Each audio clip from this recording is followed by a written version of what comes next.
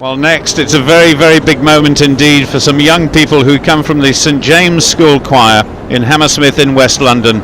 They represent many, many different nationalities, and they're going to perform a poetic verse, the shloka.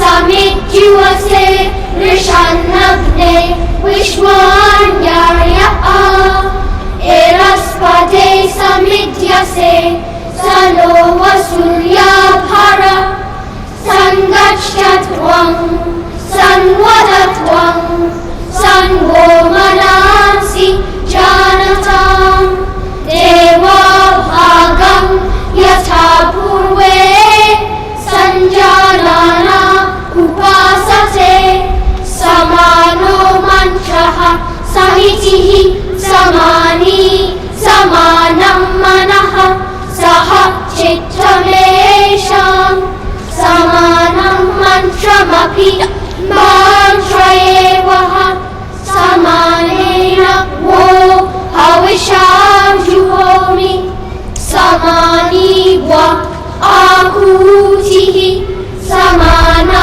Kritayalivaha Samanamastu Wo Mano Yatavaha Susahasati Om Shanti Shanti Shanti Om Shri Gurubhyo Namaha Harihi Om.